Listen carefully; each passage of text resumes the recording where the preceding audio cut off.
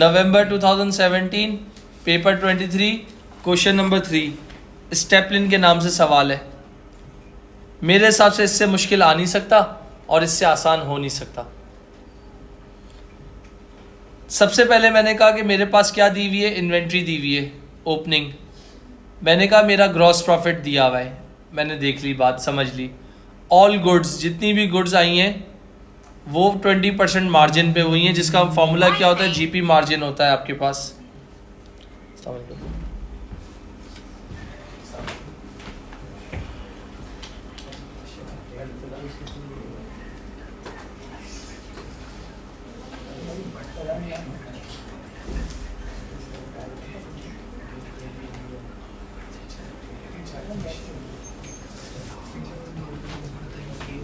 इसके बाद cash sales.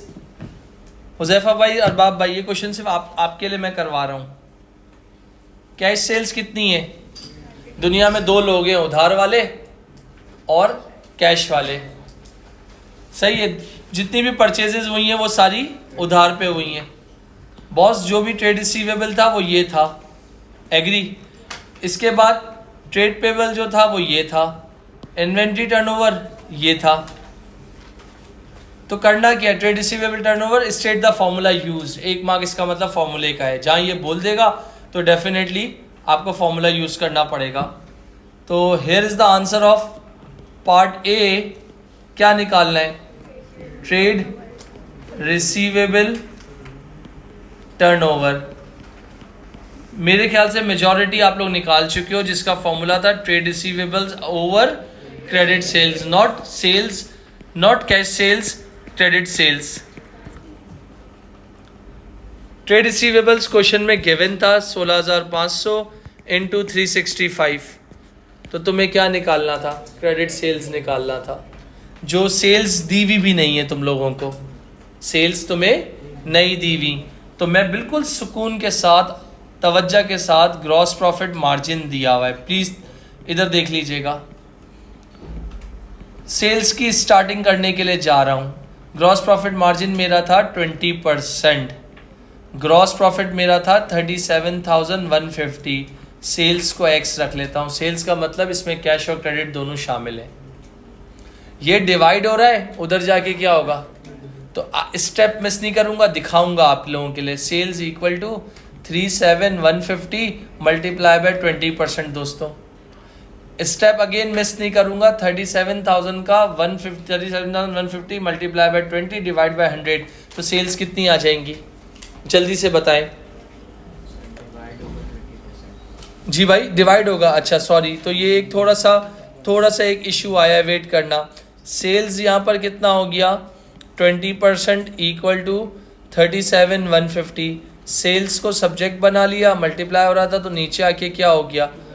तो इसका मतलब 30 कैलकुलेटर में लिखना 37,150, डिवाइड का साइन बनाना और इस पे 0.2 लिख देना या 20% लिख देना। कितना आ जाएगा?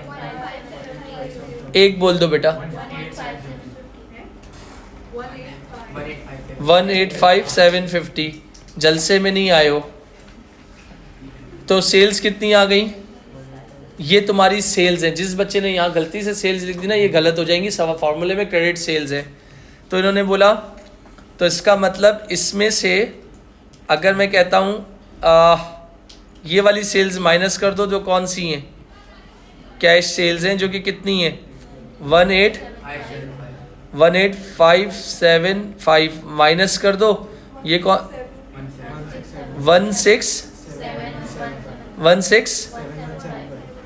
अबे 167। तो ये कौन सी सेल्स आ गई? क्रेडिट सेल्स आ गई। इससे ज़्यादा इजी कर नहीं सकता, इससे ज़्यादा स्लो हो नहीं सकता। तो ट्रेड रिसीवेबल टर्नओवर कितना आ जाएगा? 36.02 और पीछे मार्किंग स्कीम में 37 डेज बोला हुआ है। फिर बच्चों का सवाल आता है, डेज को राउंड ऑफ क्यों कर रहे हो? 0.2 है तो 36 होना चाहिए। तो अब डे कभी भी राउंड ऑफ नहीं होता बेटा। तो इसका मतलब यहाँ पर क्या हो गया? 37 डेज आपके पास। तो क्या आंसर आ गया? ये करना था। अब मुझे बताओ नहीं समझ में आया ना, फिर रिपीट कर दूंगा, मुझे कोई जल्दी नहीं है। मैं टॉपिक की एंडिंग पे हूँ, पास्ट पेपर्स एंडिंग पे हूँ। जितने बच्चे हो ना देख लो, डेज है ना। चलो फिर उसके बाद कई जगहों पे यहाँ देख लेना। अब बोला है क्लोजिंग इन्वेंट्री, पार्ट बी। ये थोड़ा सा तंग करेगा हमें, मगर वही बात है, जिस बच्चे के कॉन्सेप्ट्स और प्रैक्टिस अच्छी होंगी तो आई होप इंशाल्लाह ये भी तंग नहीं करेगा।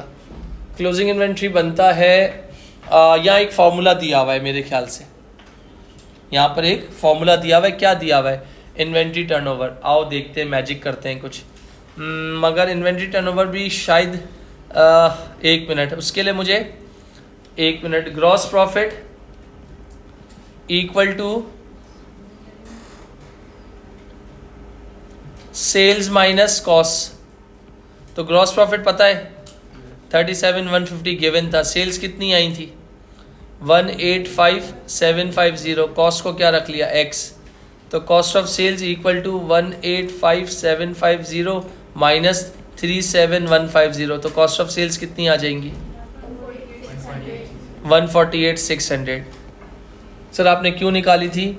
कोई वजह थी निकालने की, वो यहाँ देखना। रेट ऑफ इन्वेंट्री टर्नओवर, जिसका फॉर्मूला होता है cost of sales divided by average inventory. Rate of inventory turnover सवाल में दिया हुआ है 5। कॉस्ट ऑफ सेल्स इस वजह से निकाली थी। एवरेज कैसे निकालते हैं? Opening plus closing divide by 2। तो मेरे ख्याल से ओपनिंग कितनी है? 25,200 प्लस क्लोजिंग नहीं है, x डिवाइडेड बाय 2।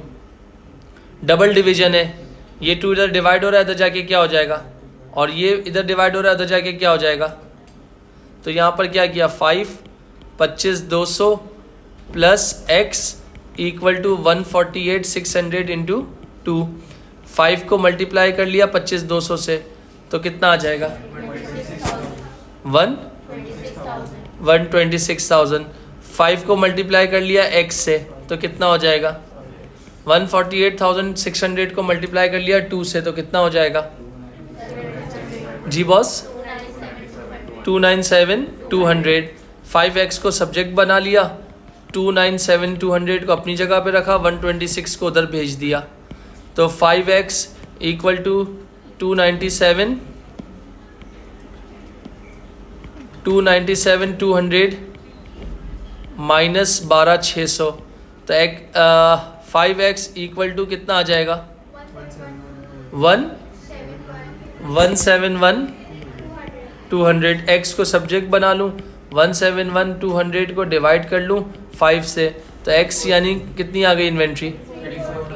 34,240।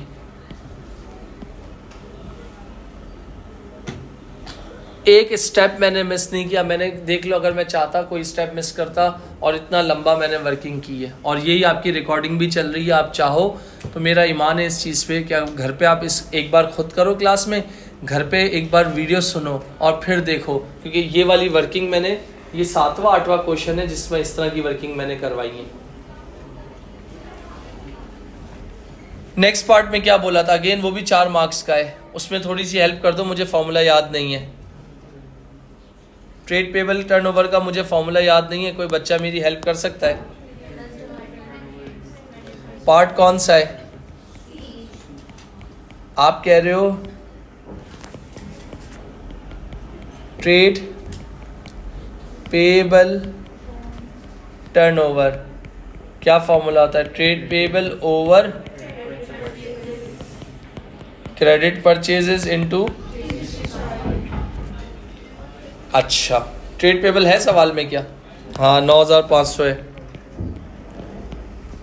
इंटू 365। और बोला जितनी भी परचेजेस हुई थी सब क्रेडिट पे हुई थी, तो परचेजेस तो है ही नहीं, परचेजेस नहीं है, गेम खेलते हैं। अच्छा, कॉस्ट ऑफ सेल्स ये रहा, ओपनिंग इन्वेंट्री ये रही, और क्लोजिंग इन्वेंट्री नीचे आई है 34,000। तो आ जाएगी। आओ ज़रा मैदान में।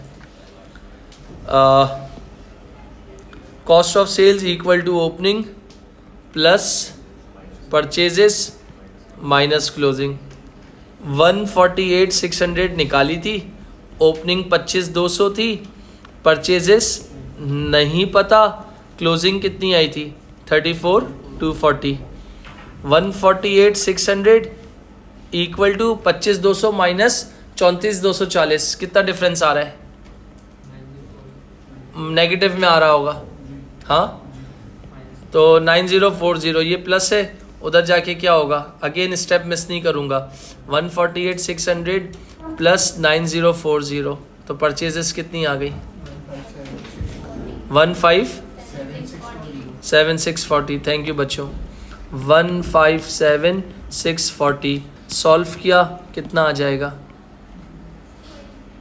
हाँ 22 डेज। आई होप क्लियर हो यहाँ तक। इसके बाद क्या मांगा है? यूजेस। यूजेस मतलब क्या होते हैं? फ़ायदे। क्यों बनाते हैं, क्या फ़ायदा है? लिखो जल्दी से। Help in decision making, help in decision making. Number 2, comparing with industry average.